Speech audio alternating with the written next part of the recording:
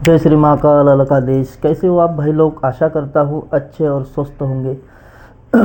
आज जो साधना लेकर के आए हैं ये बड़ी ही प्रचंड साधना है और ये बड़ी ही बहुत बड़ी साधना है, क्योंकि ये बहुत जल्दी साधना सिद्ध होने वाली एक साधना है और इसमें आपको बहुत से सुख की प्राप्ति होगी।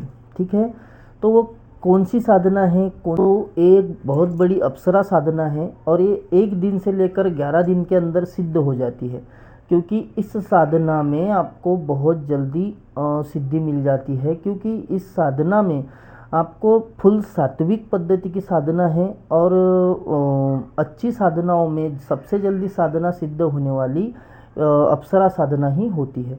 क्योंकि सात्विक जो साधनाएं होती है उसमें अप्सरा साधना ही एक ऐसी शक्ति है जो 1 दिन से लेकर 3 दिन में भी सिद्ध हो जाती है, अन्यथा आपको ज़्यादा से ज़्यादा 11 दिन का समय इसको देना पड़ता है। ठीक है, ठीक है। तो आपको तामसिक साधना से अच्छी ये साधना है जो जल्दी भी सिद्ध होगी और हर कार्य आपका ये करने के लिए सक्षम होती है। तो हम आपको इसके कुछ नियम बता देते हैं। तो इसके नियम क्या है? पुरुष अगर कर रहा है तो पुरुष के लिए ऐसा नियम है कि आपको ब्रह्मचर्य का पालन करना पड़ेगा। उसके बाद आपको मांसाहार का त्याग करना पड़ेगा, जैसे कि मांस, मछली, अंडा, शराब, इस सब का आपको त्याग करना पड़ेगा। उसके बाद आपको प्याज और लहसुन का भी त्याग करना पड़ेगा। आपको फुल्ली सात्विक आहार लेना है, भोजन लेना है। ठीक है, और आपको जो सोना है साधना के बाद, तो आपको नीचे सोना है, उसी स्थान पे सोना है जो कमरे में आप ये साधना करोगे। आपको बिस्तर पे या कोई रज़ाई पे नहीं सोना है। ठीक है, आपको ज़मीन पर सोना है। आप चाहो तो एक चटाई या कोई चादर ले सकते हो। ठीक है, कितनी माला का जाप करना है? तो इसकी 21 माला का जाप आपको पर डे करना पड़ेगा। 21 माला का जाप होगा। साधना का समय रात 10 बजे के बाद का रहेगा। ये साधना स्त्री और पुरुष दोनों में से कोई भी कर सकता है। ठीक है, अगर आप स्त्री हो तो आपके लिए एक ही सावधानी बरतनी है और वो है आपके जो मासिक धर्म के जो दिन होते हैं, 6-7 दिन, 5 दिन जो भी होते होंगे, आपको उतने दिन का पालन करना है। उसके बाद आप साधना शुरू कर सकते हो। बाकी नियम आपके लिए भी सेम रहेंगे जो पुरुष के लिए रहेंगे। आपको नीचे सोना है, चटाई पे चादर लगा के, जो भी लगा के सोना है। आप सिर्फ नीचे सोना है, ऊपर तकिया लेके वगैरह वगैरह नहीं सोना है। आपको उसी कमरे में सोना है जो कमरे में आपकी साधना अनुष्ठान चल रही है। ठीक है, और आपको आहार भी सात्विक लेना है। आपको कम से कम बात करनी है। आपको जो स्वभाव है आपका वो उग्र नहीं रखना है, किसी के साथ झगड़ा नहीं करना है, किसी के प्रति आपको द्वेष नहीं रखना है। उसके बाद आपको शुद्धता का पालन ऐसे रखना है कि शरीर आपका शुद्ध तो रहेगा ही, लेकिन आपका मानसिक भी शुद्ध रहना चाहिए। यानी मानसिक रूप से भी आपको ब्रह्मचर्य का पालन करना पड़ेगा। मानसिक ब्रह्मचर्य कैसा होता है कि मानसिक में से अगर आप पुरुष हो तो किसी भी स्त्री के तरफ आपको ऐसे गंदे नज़र से नहीं देखना है। कोई भी विचार आपको दिल में नहीं लाना है। कोई भी आपको ऐसे यानी ऐसे दृश्य नहीं देखने चाहिए जिससे आपको ब्रह्मचर्य आपका खंडित हो। ठीक है, अगर कोई स्त्री है तो आपको पराये पुरुष के प्रति कभी बात नहीं करनी है। इस साधना में आपको किसी के पास नहीं जाना है। अगर कोई शादी से पहले की अगर कोई लड़की है तो आप किसी से नहीं मिल सकते। अगर शादीशुदा भी आप हो तो आप अपने हस्बैंड के पास नहीं जा सकते इस साधना को संपन्न होने तक। ठीक है, तो ये रही कुछ सावधानियां आपको जो बरतनी है। उसके बाद इस साधना से होने वाले लाभ हम आपको बता देते हैं। ये साधना आपको आर्थिक परिस्थिति में मदद करेगी। आपको ये घर में सुख शांति में मदद करेगी। आपको ये घर में वैभव, ऐश्वर्य, ये सब कुछ देने में सक्षम है। ठीक है, ये साधना आपको अगर सिद्ध हो जाएगी तो आपका एक शरीर का ऐसी एक ऊर्जा बढ़ जाएगी कि आपका एक बहुत बड़ा आकर्षण बन जाएगा। अगर आप सुंदर नहीं हो तो ये साधना करने के बाद आपकी सुंदरता खुद ब खुद बढ़ जाएगी और आप लोगों का आकर्षण आपके तरफ हो जाएगा। तो ये साधना देती क्या है? तो ये साधना आपको कुछ भेंट भी देती है, जैसे कि दागीने हो गए या कुछ सोना हो गया, एक कोई भी चीज़ हो ये देती है। उसके बाद आपको ये कभी भूखा नहीं सोने देती। आपको कहीं ना कहीं से आपकी व्यवस्था हो जाती है। ऐसा हम ये नहीं बोल रहे कि अप्सरा आपको ला के देती है, नहीं, लेकिन आपकी व्यवस्था वो खुद ही करा देती है। कोई ना कोई मार्ग आपका खोल देती है जिससे आपका कार्य बन जाता है। ठीक है, पैसे की चिंता नहीं रहेगी, धन की चिंता नहीं रहेगी, आपको घर में खान पान की चिंता नहीं रहेगी। आप अगर किसी सभा में बैठे हो तो आपको लोग सुनना चाहेंगे, पसंद करेंगे सुनना, आपको आकर्षण बढ़ेगा। ये सब चीज़ें इसमें होती है। ठीक है, करना कैसे है, कितने दिन की साधना है, तो इसको आपको सोमवार या गुरुवार से स्टार्ट करनी है और ये साधना 1 दिन से लेकर के 11 दिन की साधना रहेगी, क्योंकि आपके ऊर्जा के ऊपर ये डिपेंड करता है कि शक्ति आपको कितने दिन में आएगी, आपका तपोबल कैसा है इसके ऊपर ये डिपेंड करता है। अगर आपका तपोबल अच्छा है तो आपको ये साधना 1 दिन में भी सिद्ध हो सकती है। अगर आपका तपोबल बहुत ज़्यादा है तो 1 ही दिन में सिद्ध हो जाएगी, अन्यथा आपको 2 दिन, 3 दिन, 7 दिन, 5 दिन, 9 दिन या मैक्सिमम 11 दिन ये ऊपर नहीं जाती, क्योंकि ये साधने के जो दिन हैं वो 11 दिन ही हैं।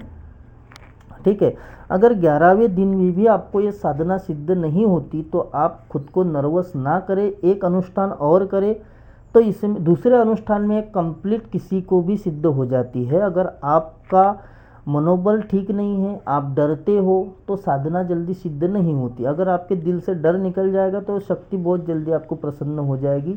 इसीलिए कुछ कुछ जो भाई होंगे, भगत होंगे, जो साधना करते हैं लेकिन साधना में डरते हैं, जैसा जाप कर रहे हैं तो आंखें खोल के देखेंगे, कुछ अनुभव, कुछ हो गया क्या, किसी ने कुछ किया क्या, कोई आ गया क्या, कुछ आवाज़ आ रही है, ऐसा, तो इसमें साधना सिद्ध नहीं होती। ये आपकी परीक्षा होती है, उसमें आपको पास होना जरूरी होता है।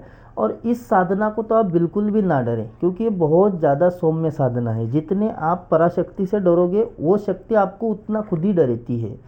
ठीक है, तो आपको दिखाना नहीं है कि मैं डर रहा हूँ। ठीक है, तो आपको वो साधना अवश्य सिद्ध हो जाएगी। बस सिद्धि ना होने का कारण यही होता है कि आपके दिल में डर होता है, जो उस डर के वजह से ये साधना सिद्ध नहीं होती। तो आपको ये साधना करनी कहाँ है, हम आपको ये बता देते हैं।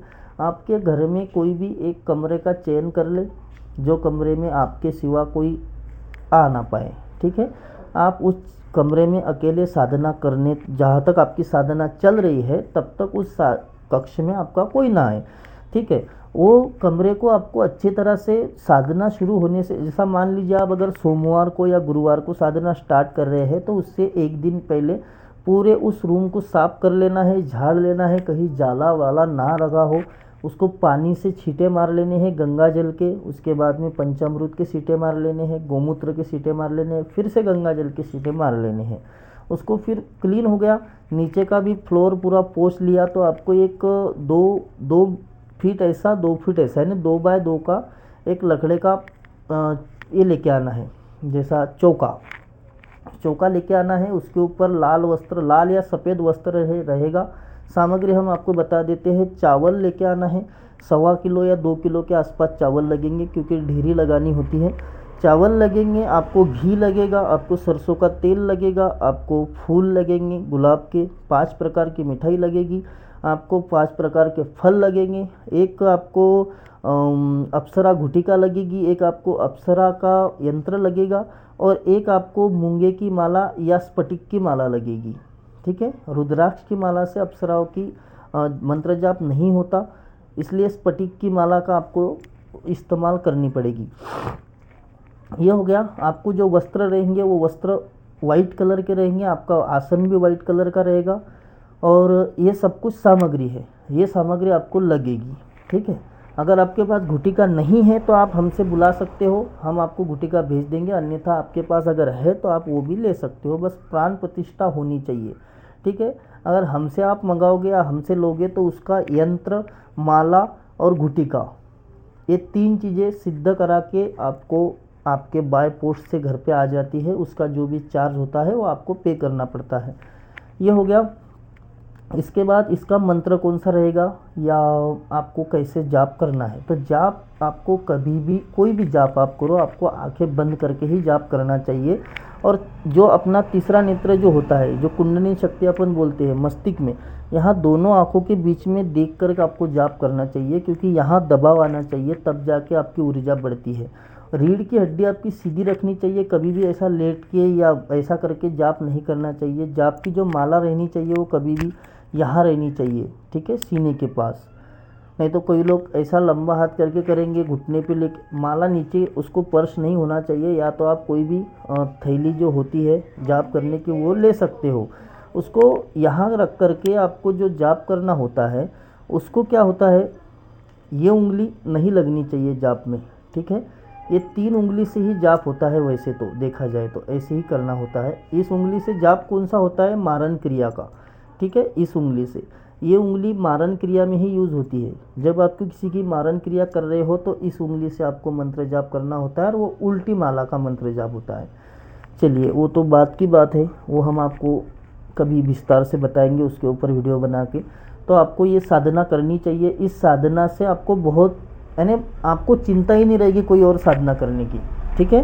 तो आप ये साधना करें और आगे बढ़े जीवन में, लोगों की मदद करें, आपकी खुद की भी मदद करें, आप खुद भी परिपूर्ण बने।